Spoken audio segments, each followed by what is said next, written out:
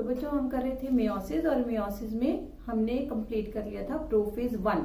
Prophase 1 में हमने क्या कि कंडेंसेशन हो गई क्रोमोसोम्स की, क्रॉसिंग ओवर हो चुकी है, स्पिंडल फॉर्मेशन हो चुकी है, एंड न्यूक्लियर इन्वेल्प है जो वो डीजेनरेट हो गया, न्यूक्लियोलस डीजेनरेट हो गया।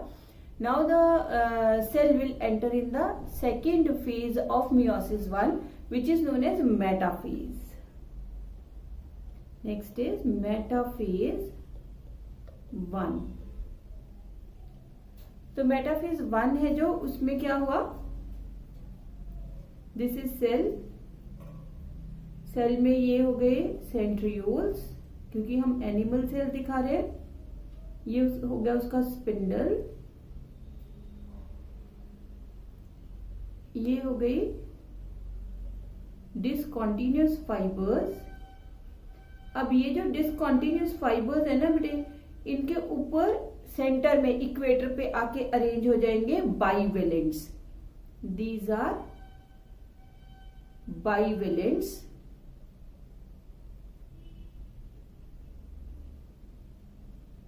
ये जो बाइवेलेंट्स है इनका ऑलरेडी क्रॉसिंग ओवर है जो वो हो चुकी है, तो हम यहाँ पे क्रॉसओवर्स है जो वो दिखा सकते हैं। क्रॉसिंग ओवर हो चुकी है इनकी, एक बाइवेलेंट एंड देन हम बनाते हैं दूसरा bivalent.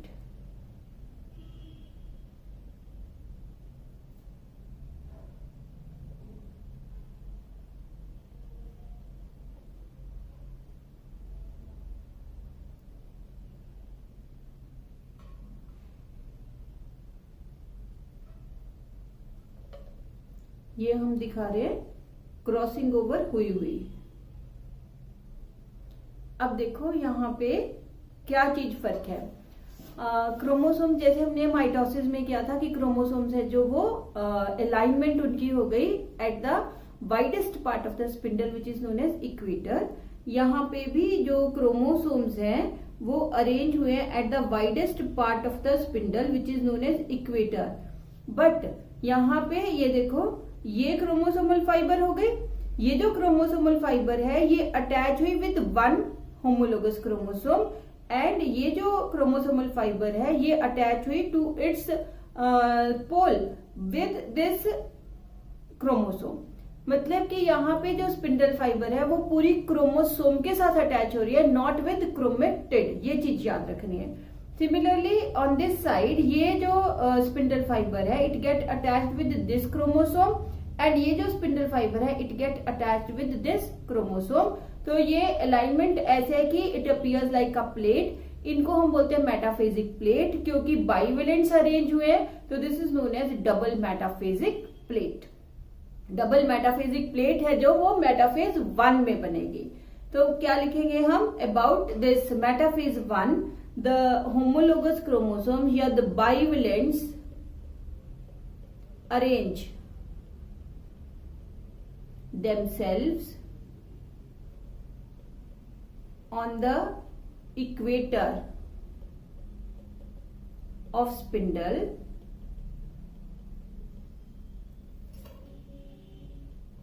one chromosome get attached to its respective pole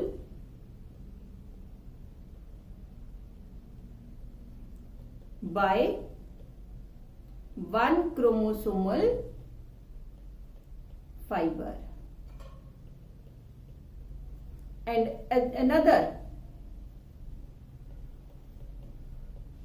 homologous chromosome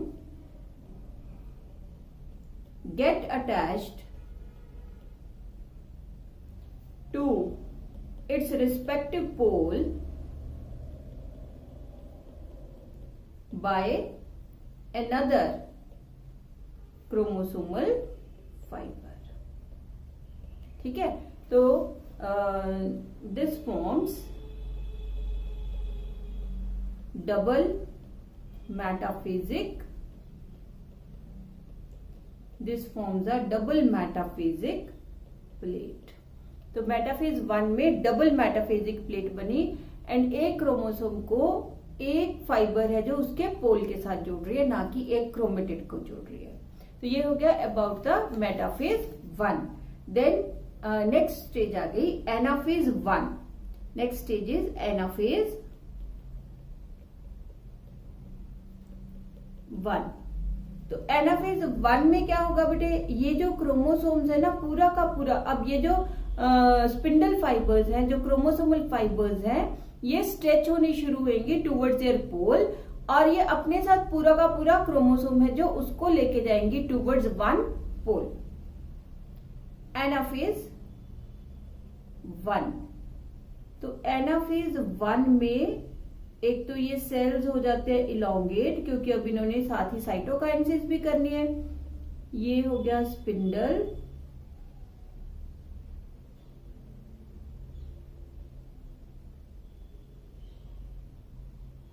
और यहां पे हम दिखाएंगे क्रोमोसोम्स।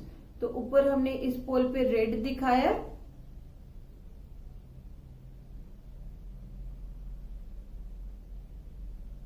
और इस पोल पे भी हमने बड़े वाला रेड दिखाया है। इस पोल पे हमने दिखाया है ब्लू,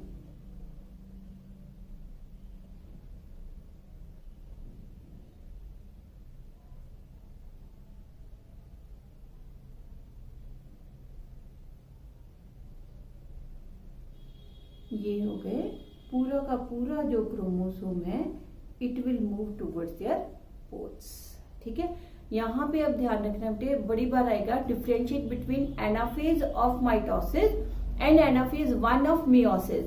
तो एनाफेज, वहां माइटोसिस में हमने किया था कि जो सेंट्रोमियर है वो स्प्लिट होएगा और एक क्रोमेटिड है जो it will move towards its पोल।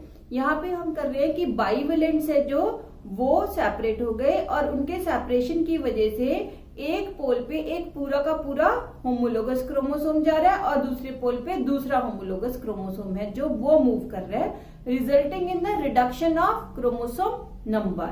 तो यहाँ पे सेंट्रोमियर स्प्लिट नहीं हुआ, क्रोमेटिड मूव नहीं कर रही है, क्या मूव कर रहा है, पूरा का पूरा क्रोमोसोम है जो वो मूव कर रहा है। अब बाइवेलेंट सेपरेट हो गए, तो ये जो सेपरेटेड बाइवेलेंट्स है इनको हम बोलते हैं univalents. These are known as the univalents. तो एनाफेज 1 में homologous chromosomes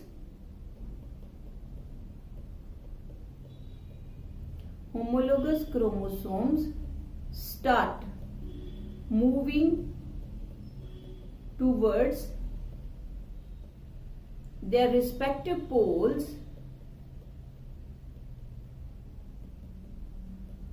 respective poles, due to stretching of the chromosomal fibers. The separated homologous chromosomes are called univalents। जो सेपरेटेड है होमोलोगस क्रोमोसोम्स उनको हम बोलते हैं यूनिवेलेंट्स। एंड दिस विल क्रोमेटिड्स है जो वो अटैच रहेंगी, और this will result in reduction of chromosome number to half at each pole, that is n number, haploid number। हमने ये होमोलोगस क्रोमोसोम सेपरेट कर दिए।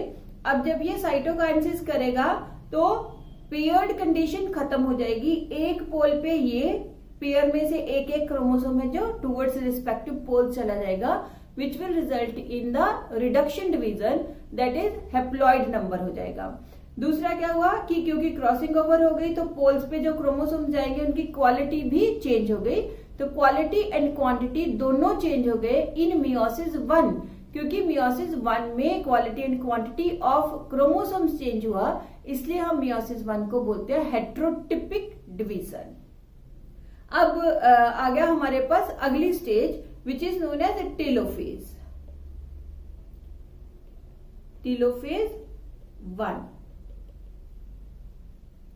तो टेलोफेज 1 है जो इसमें वही न्यूक्लियर मेम्ब्रेन आ गई, न्यूक्लियर इनवेल्प है जो वो वापस आ गई, और न्यूक्लियोलस है जो वो वापस आ गया।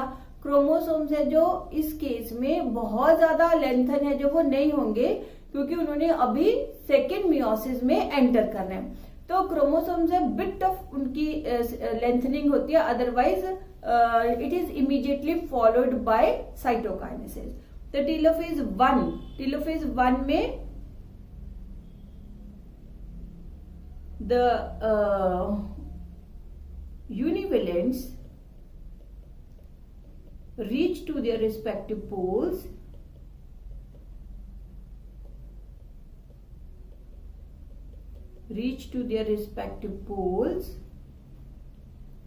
then nuclear membrane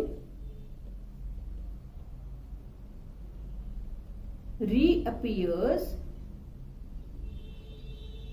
nucleolus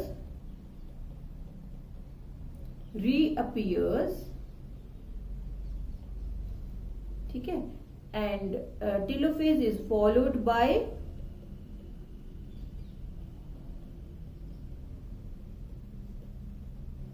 cytokinesis, resulting in formation of two cells. These two cells are called diodes,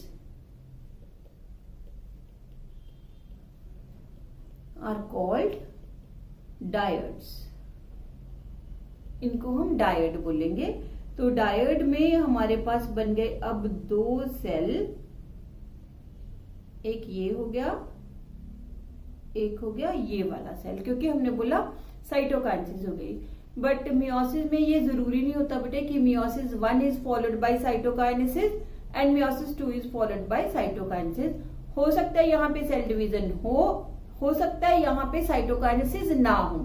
अगर साइटोकाइनेसिस नहीं हुई तो ये एक सेल होएगा और उसमें दो न्यूक्लियाई हैं जो वो बन जाएंगे, ठीक है। और अगर सेल डिवीजन हो गई तो वो दो सेल्स है जो उनकी फॉर्मेशन करेगा। तो इसमें यहां पे ये एक और ये दूसरा क्रोमोसोम पड़े हुए हैं, इसमें ये एक और ये दूसरा क्रोमोसोम है जो वो पड़े हुए हैं। तो 2 न्यूक्लियाई हो गए, यहाँ पे 2 न्यूक्लियाई हो गए एक सेल के अंदर, यहाँ पे 2 सेल्स ही बन गए। तो 2 सेल्स है जो इसमें न्यूक्लियर इनवेलप है जो वो वापस आ गई, इसमें भी न्यूक्लियर इनवेलप वापस आ गई। अभी न्यूक्लियस काफी बड़े साइज का ही रहेगा इसमें। और बेटे आप एक रेड और एक ब्लू भी बना सकते हो, दोनों रेड भी बना सकते हो।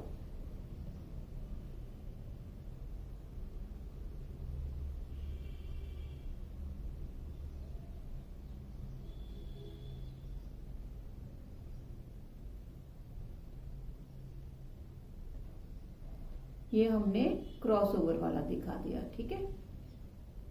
तो ये 2 इनको हम बोलते हैं डायड्स। अब ये जो डायड है it will enter in meiosis 2, it has to enter in meiosis 2। तो यहां पे ना बेटे मियोसिस 2 में एंटर करना है तो इसको प्रोफेज 2 में एंटर करना पड़ेगा। बट यहाँ पे ये जो न्यूक्लियस है ये इंटरफेज न्यूक्लियस में नहीं आते। इंटरफेज न्यूक्लियस हमने बनाया था ऐसे कि बहुत ज्यादा इलांगेट हो गए क्रोमोसोम्स वगैरह। तो यहाँ पे ये क्रोमोसोम्स है जो कंडेंस्ड कंडीशन में ही रहेंगे एंड यहाँ पे अब कोई डीएनए वगैरह इसका डुप्लीकेट नहीं होएगा। सिंपल थोड़ी देर में भी वो रेस्ट करे and then they will enter in meiosis 2। तो ये जो शॉर्ट ड्यूरेशन का उसका रेस्टिंग फेज है जिसमें ना तो वो डीएनए को डुप्लीकेट कर रहा है ना ही वो क्रोमोसोम्स को लेंथन कर रहा है, ठीक है। याद रहेगा ना, क्रोमोसोम्स है जो उनको लेंथन भी नहीं होना, वो शॉर्ट ही रहेंगे, कंडेंस्ड ही रहेंगे और डीएनए मटेरियल यहाँ पे डुप्लीकेट नहीं होएगा। ये एक बहुत छोटा सा उसका रेस्टिंग स्टेज है which is known as interkinesis. But before entering meiosis 2, the cells will undergo a very short resting stage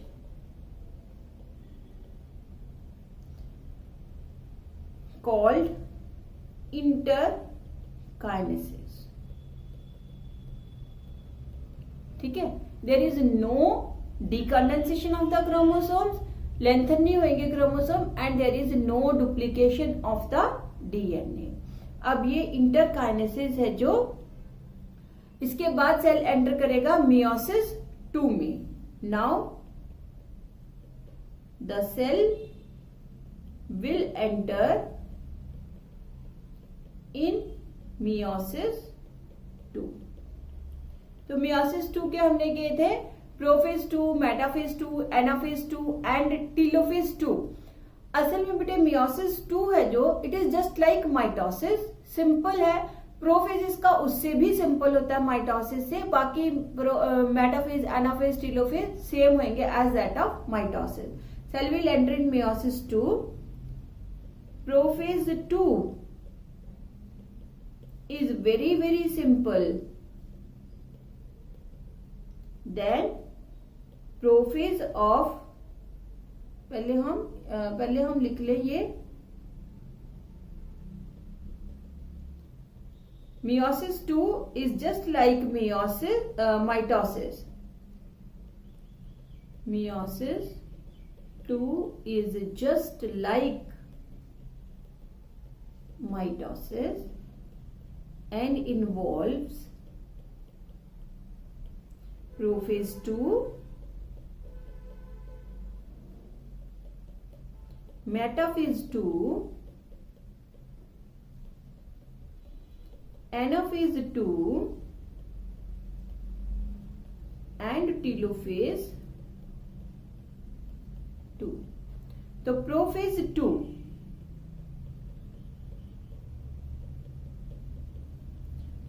2 है जो, इट इज वेरी सिंपल, क्योंकि क्रोमोसोम्स है जो ऑलरेडी क्या है कंडेंस्ड है, उनको डिकंडेंसेशन उनकी नहीं हुई है, तो वो ऑलरेडी कंडेंस्ड है. अगर थोड़े बहुत वो इलॉन्गेट हुए तो कंडेंस हो जाएंगे, एंड बाकी न्यूक्लियर इनवेल्प है जो वो डिजेनरेट हो जाएगी, न्यूक्लियोलस है जो वो डिजेनरेट हो जाएगा. तो यहाँ पे जो क्रोमोसोम्स है दे आर ऑलरेडी कंडेंस्ड. यहां पहले लिखे prophase 2 is very short and simple then prophase 1. Prophase 1 के कंपैरेटिवली भी एंड प्रोफेज ऑफ माइटोसिस के कंपैरेटिवली भी.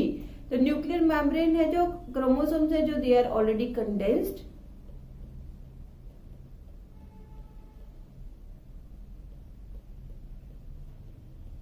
बाकी सेम न्यूक्लियर मेम्ब्रेन डीजेनरेट हो गई, डीजेनरेट्स न्यूक्लियोलस, सेंट्रियोल्स वो पहले सेंट्रियोल्स है जो पेयर ऑफ सेंट्रियोल्स है, it will start moving towards the opposite pole, spindle organisation.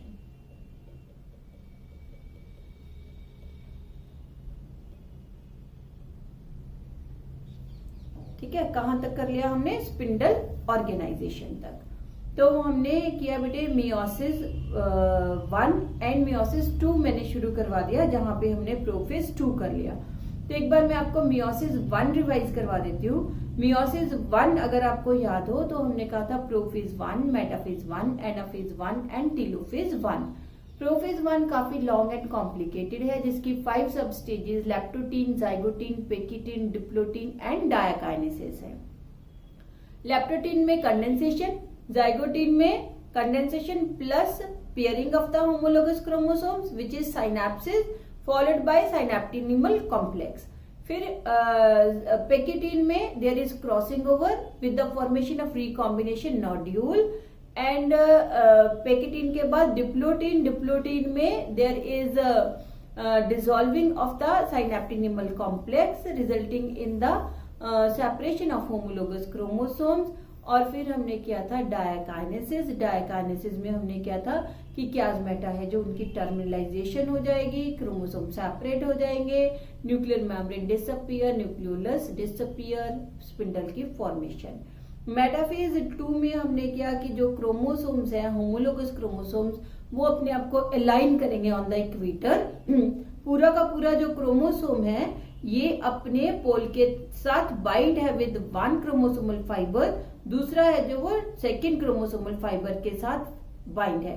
मतलब कि वन क्रोमोसोमल फाइबर है जो it is attached with one chromosome, not with one chromatid. Anaphase में पूरा का पूरा क्रोमोसोम है जो पेयर्ड कंडीशन खत्म हो जाएगी।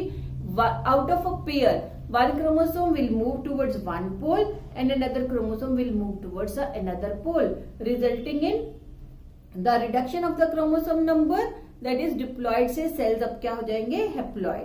टेलोफेज में वो if it is followed by wall formation तो 2 cells बन जाएंगे जिनको हम डायड बोलेंगे, and if it is not followed by wall formation cytokinesis तो एक सेल में अभी 2 न्यूक्लियाई बन जाएंगे, and then it will undergo a short resting phase known as interkinesis, जिसमें कुछ नहीं, उसे सिर्फ रेस्ट करना है and then it will enter in the meiosis 2।